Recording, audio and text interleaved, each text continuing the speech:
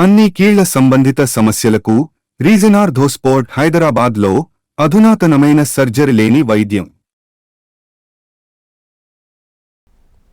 Telangana Congress seniors ఏదో అనుకుంటే ఆ మీటింగ్లో ఇంకేదో జరిగిపోయిందా? తమ నోట్ నుంచి రావాల్సిన మాటలు అంతకంటే ముందే అధిష్టానం దూత నుంచి రావడంతో అంతా వాక్కైపోయారట. ఏదేదో చెప్పేసి హీట్ పెంచాలని అనుకున్నా వాళ్లే ఎజెండా ఫిక్స్ చేసేసరికి నోట మాట రాక ఎస్ బాస్ అండం మినహా ఏమీ చేయలేకపోయారట. పార్టీ పరంగా ఏ మీటింగ్లో ఈ పరిస్థితి ఏర్పడింది? ఇందుకలా జరిగింది.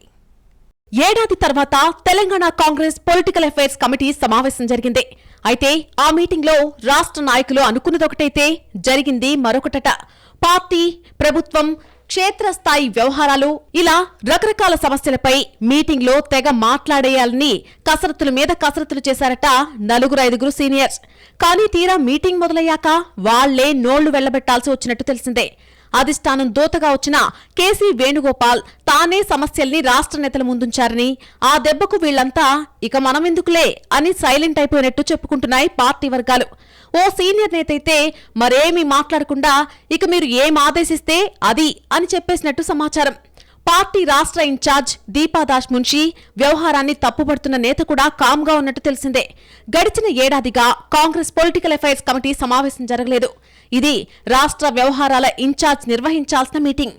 అయినా సరే పట్టించుకోకపోవడంపై అసంతృప్తి వ్యక్తం చేశారట కేసీ.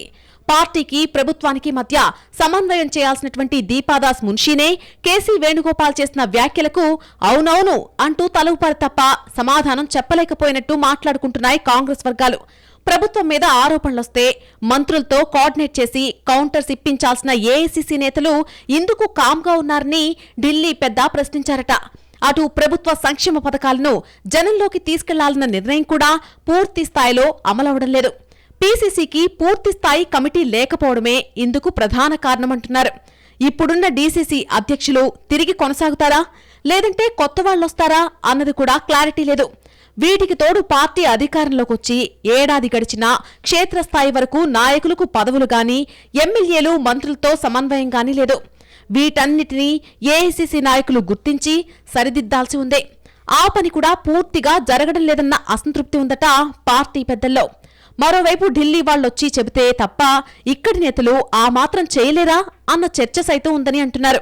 పార్టీ అంతర్గత వేదికలపై అనేక అంశాలు చర్చించుకునే వెసులుబాటున్నా ఏడాదిగా పొలిటికల్ అఫైర్స్ కమిటీ సమావేశమే జరగకపోవడంతో నాయకులంతా ఎవరికి వారు నాకెందుకులే తలనొప్పి అని భావనలో ఉన్నట్టు చెప్పుకుంటున్నారు.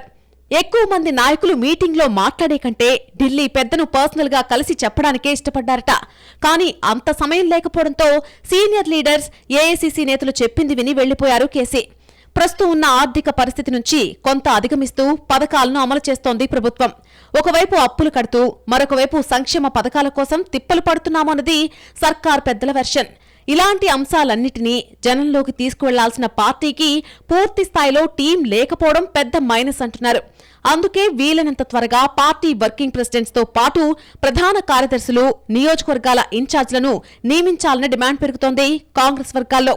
ఒకవైపు ప్రతిపక్షం కాచుకుని కూర్చుంది. కానీ అందుకు తగ్గట్టుగా అధికార పార్టీ వ్యూహాలు లేవన్న అభిప్రాయం కాంగ్రెస్ లో టాప్ టు బాటం ఉందట.